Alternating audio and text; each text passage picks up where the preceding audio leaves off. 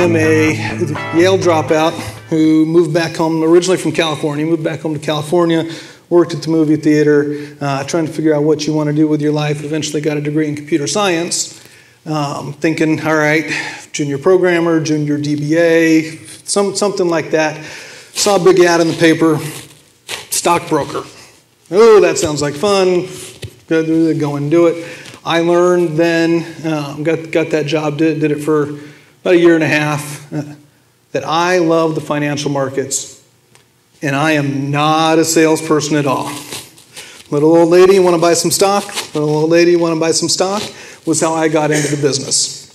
After leaving that the job, I've spent the last decade and a half being involved very much on the technology, product development side of things, and that where that intersects with markets and market structure. A little thing called the fixed protocol. When the advent of that came along, you think about in your browsers when you see that little HTTP, that being the language of the internet, the fixed protocol, when that came along, is kind of the language of electronic trading. Got involved in that very early on, and have had the great luck, the great fortune to be part of a series of startups where you build it and you run it and sell it.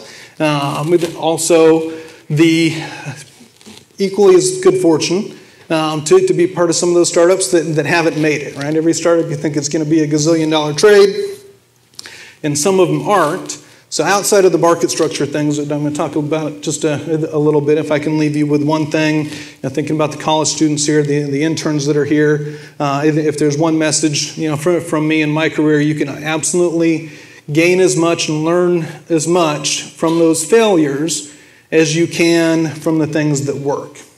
The market structure things are not just specific to options markets or stock markets. They're things that when you think about opening any sort of marketplace, whether that's the next Amazon or the next comebuyourshoesonline.com or whatever it is, those market structure points are things that you can think about anytime that you want to bring buyers and sellers together. So the role of an exchange, when I think about my liquidity providers, those liquidity providers can be the same sort of position in a marketplace that an author is for Amazon. They're a producer of goods and they're looking for somebody out there to come in and participate with that.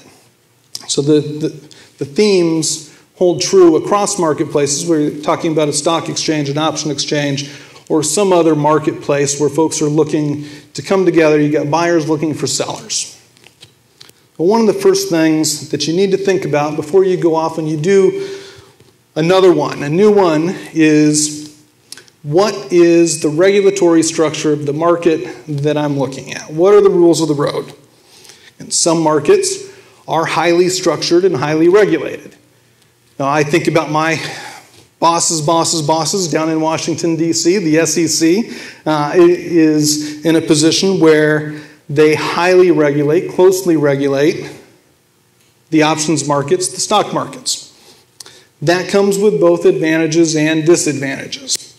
One of the things that the rules that they have put in place allow for is, quote unquote, the primacy of price. Right? So as a new exchange, we have rules in place that require market participants to come and trade on a stock exchange, on an options exchange, if and when we have the best price displayed. That part of the rules of the road don't apply to a lot of the other markets that are out there. And so you think about some of the other financial markets, whether that's currencies, right, or different OTC products, where there are very much other things that govern if and when and how you trade and interact with. And market participants have the ability to price things very differently. I like trading with you. We've had a good experience. I have the ability when we trade an OTC product to factor that into how I price that product. Trading stocks, trading options, when you're looking at what you see on the exchange, there is not that ability to price in directly how the different contrasides are and what your experience is enacting with those. That's part of the rules of the road and the legacy that the Commission has created for us, where we have to operate between and among those. As you think about operating a new exchange, again, rules of the road can help you, rules of the road can hurt you. Absolutely one of the first things that you need to take into account as you think about if and when and how you're creating that new marketplace, that new venue. Hand in hand with that, anybody who wants to start a new marketplace, anybody who wants to start a new exchange, you're generally not doing it just for fun. You're doing it because you want to make some money. And that's why everybody's here, why everybody's looking to work and learn and get involved in the marketplace. Better your career is good, go out and let's make a lot of money. An exchange can make their money a few different ways. Make our money off of what does it take to be a member. If you want access to this value that I've created, you should charge you some sort of membership fee or subscription fee. Most exchanges, when you think about the options exchanges and the equities exchanges here in the US, most of us make most of our money off of some sort of transaction fee. This is one of the things, to the extent you watch headlines in the Wall Street Journal or things that are being debated on CNBC, some of the things that are being talked about actively with Congress and the SEC right now is what are the fees that the exchanges are charging? Are they fair? Why do they make sense? How did we get to this structure where we are today? Most of the options markets, the classic customer priority, customers trade for free, I charge the market makers for interacting with those customers. Most of the cash markets, the equities markets, have today what is called maker-taker pricing. Maker-taker pricing.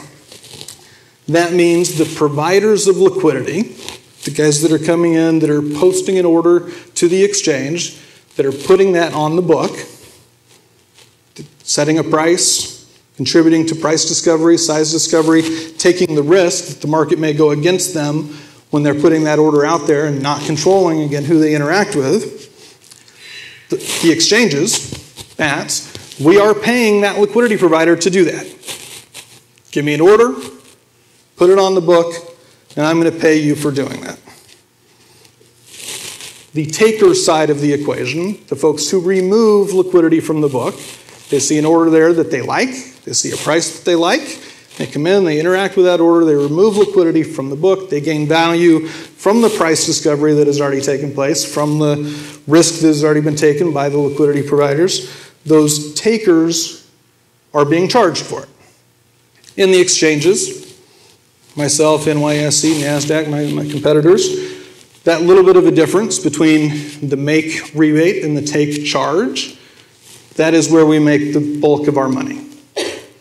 Certainly that's not the only fee structure that's out there, but something that is being heavily debated right now in Washington, D.C. And you think about starting a new exchange, what is my pricing going to be? Where am I going to make my money? What are the incentives that I'm going to put in place for folks to come in and interact here on my exchange? There are folks out there right now saying some of the incentives associated with maker-taker are bad incentives. I see it. If I have the ability to get a rebate on a trade, then I'm going to come in and I'm going to post that order to the market regardless of whether or not that is offering best execution for folks on the other side. So as you think about the different pricing structures, sometimes two sides to that story. Right? Maker-taker may sound good in theory, put something out there, reward those liquidity providers, but there's absolutely that contra side as well, so heavily debated right now in Washington. Finally, one more point, absolutely critical for any marketplace, certainly stock exchanges, options exchanges, anywhere else, something everybody talks about in business schools, and you think about it, especially from the online businesses that you see and what those mean, whether it's the social networking or anything else. Folks talk about it a little bit differently in that setting. There's a phrase commonly heard among different exchange practitioners, things like that, we say liquidity begets liquidity. It's the same thing. What we're talking about is the network effect, where the more folks that you have participating on any given exchange, the more valuable that exchange is. And network effects, you know from all your other general business cases, are absolutely a powerful, powerful thing. It's one of the hardest hurdles for a new exchange to get over. But if you can get those initial participants up and running and you can get that initial liquidity seed, absolutely, liquidity does beget liquidity. That value, that volume, what you're building can snowball and build and grow, just like any of the other theoretical network effects that you guys learned about in any of your classes.